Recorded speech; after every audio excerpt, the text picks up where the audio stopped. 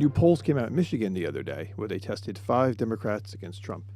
I took the average of them and got 4.6% advantage to the Democrats. So using that data and putting it with an article that came out from 538 the other day, it was called "What Early 2020 Ratings Can and Can't Tell Us." I took this data here when it shows how Michigan can either be 9 points bluer or 2 points redder than the rest of the country.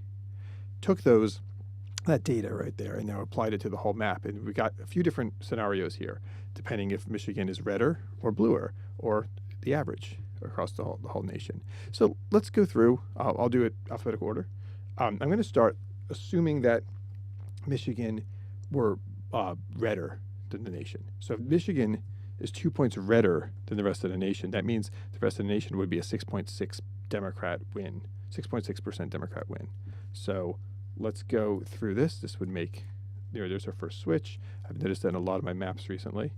We've had Arizona turning blue, Colorado, Connecticut, should I do DC right now?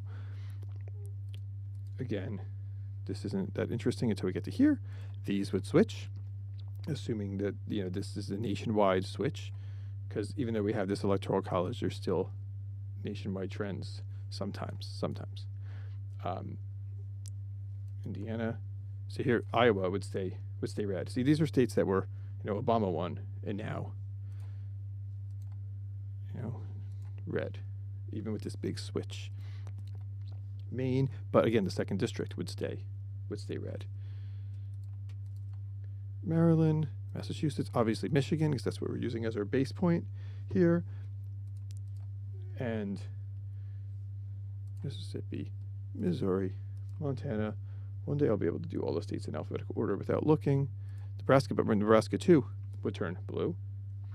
And then Nevada would stay blue. New Jersey, New Mexico, New York, North Carolina would go blue. North Dakota, I might as well do South Dakota while I'm here, but Ohio would stay red. Oregon, and you can do this with several other states. I chose Michigan just because there was a poll out there recently, which didn't look good for Donald Trump, but again, they didn't look good for him in 2016 either. So we'll talk about that another time. I missed New Hampshire, sorry.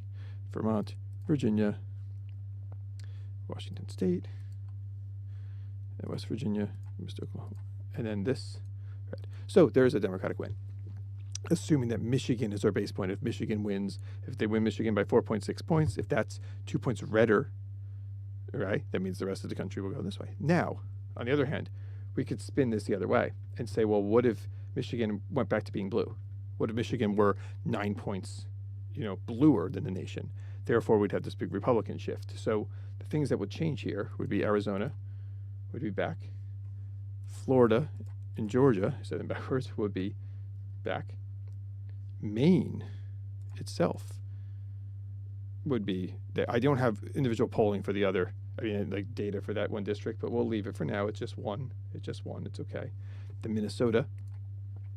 Now this I find strange. The Minnesota would be red, but Michigan would be blue. We're assuming Michigan is an anomaly. That's the point of this data we're looking at here. Now look, Nevada would turn red. New Hampshire. Look at this dangerous territory right now. And we're not done. North Carolina. So look, it's a Republican win. If Michigan is swinging. Pennsylvania. Virginia stays blue, and then we're here. This obviously looks strange with Michigan being blue and these not. So the average here, let's just go backwards here. The average would be if Michigan were 5 points bluer than the nation. So if Michigan were 5 points bluer, this is going to bring us back to something that looks kind of familiar. Maine would go back. And then, yeah, that would be it. That would be the only real differences right here. So look, it's a Republican win. So if Michigan, you see they can win this, and Pennsylvania would still be red. Wisconsin, I did that wrong. Wisconsin would be red. There we go. So there's not too much that changes between this. New Hampshire is actually the toss-up. But even if the Democrats win New Hampshire, look at that. this is just, again, this part right here just looks odd. Don't really see that being a scenario. So check out that article on 538. It's pretty interesting, talking about, how things can really swing.